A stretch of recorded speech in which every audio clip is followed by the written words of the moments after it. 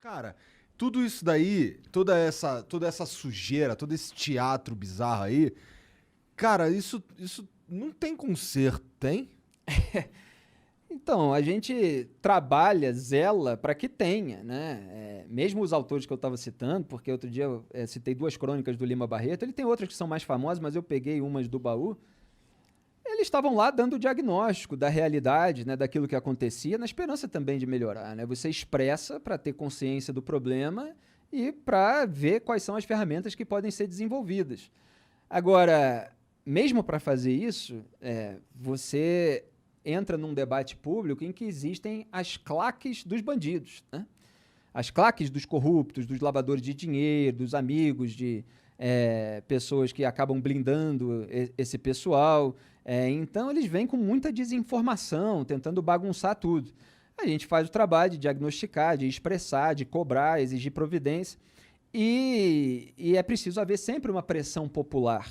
Eu estava até lembrando hoje, em alguma conversa que eu tive, que o Ricardo Lewandowski foi flagrado na época do Mensalão, dizendo a imprensa está com a faca no nosso pescoço, a ordem era para aliviar e tal.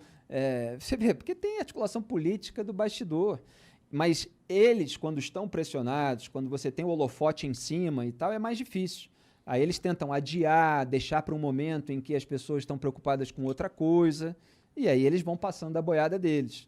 E o que aconteceu é que, como o Bolsonaro ele sequestrou um pouco dessa bandeira anticorrupção durante a corrida eleitoral, e boa parte ali do eleitorado que votou nele acabou cultuando demais a personalidade dele e não quis aceitar que ele estava sabotando esse combate à corrupção. Então, o apelo popular, a pressão popular, para que essa sabotagem não tivesse sucesso, ela diminuiu, né? Porque uma turma na esquerda que passa pano para os casos envolvendo Lula, para os casos envolvendo José Dirceu, toda essa turma, ela já não era muito mobilizada. Só que você tinha, em 2018, uma força contrária, antenada, uma comoção nacional em torno do assunto. Aí começa a todo mundo querer esvaziar, demonizar aqueles que investigaram, etc., e isso vai se deteriorando, minguando, né, sumindo. Agora você tem a possibilidade de uma terceira via recuperar na arena política aquilo que a gente está falando há muito tempo no debate público, que é a mesma coisa, no fundo, do que o Jair Bolsonaro fez em 2018. Ele pegou aquilo que nós estávamos falando sobre determinadas questões.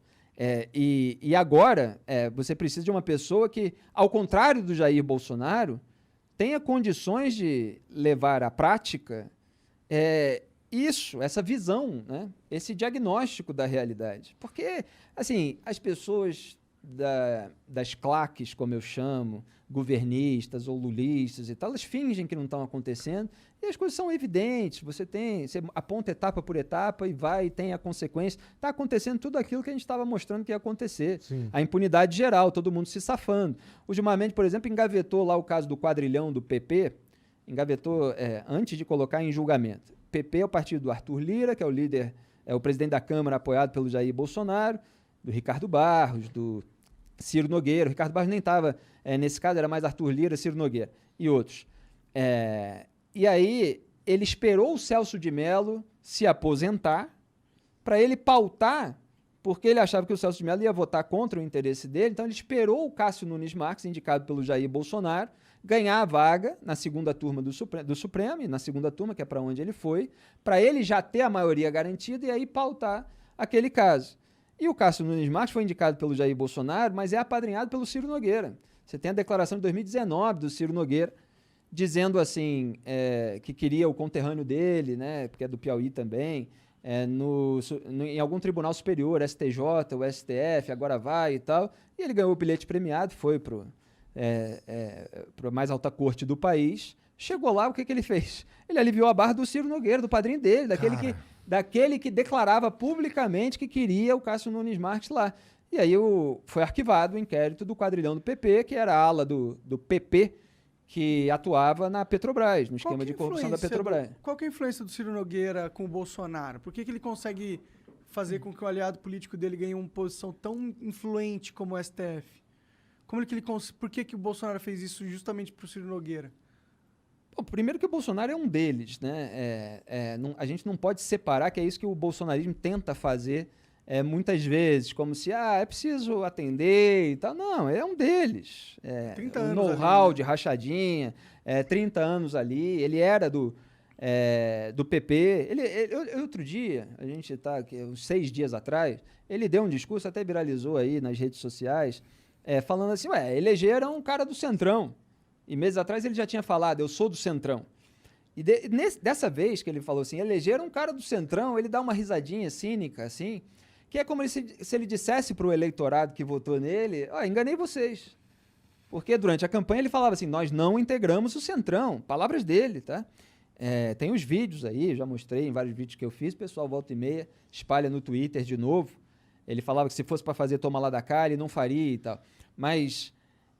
voltando à sua pergunta, então eles são mais ou menos a mesma coisa, Então ele só já que tem o conexões Centrão... políticas com o Ciro Nogueira anteriores. Talvez Já. num jogo que a gente não conheça. Não, já, enfim, ele era do partido, só que o Bolsonaro, justamente pelo medo de cadeia da família, ele ficou cada vez mais dependente do apoio parlamentar para não ser alvo de um processo de impeachment.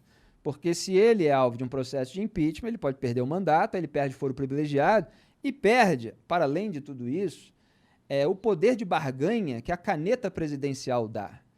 Porque aí, com a caneta presidencial, ele consegue articular, você quebra um galho aqui para mim, eu faço isso aqui para você, Faz isso eu que distribuo... eu te dou a vaga do STF. Alguma então... coisa o Ciro Nogueira fez, porque o presidente não dá uma vaga do pois STF de graça. então, você tem assim. todo esse tipo de escambo, né, que é a tradição nacional e que perverte todas as nossas relações as relações nos negócios públicos, né? Então ele ficou completamente dependente, com medo de perder o poder, e está lá articulando. O Flávio Bolsonaro está lá articulando, agora quer botar um cara no Tribunal de Contas do Estado, e aí o Cássio Nunes Marques determinou a volta de um conselheiro para o TSE, que gera um efeito dominó e permite ao Flávio Bolsonaro conseguir ali uma nomeação. Eles estão sempre articulando. Político fudido. Exatamente. Que não acaba mais. Só que agora tem um detalhe que o Bolsonaro, às vezes, ele traz à luz do dia uma coisa, uma declaração que é repudiável e que muitas vezes era feita na moita. Às vezes ele tem um sincericídio. Então ele falou outro dia, 10% de mim tá...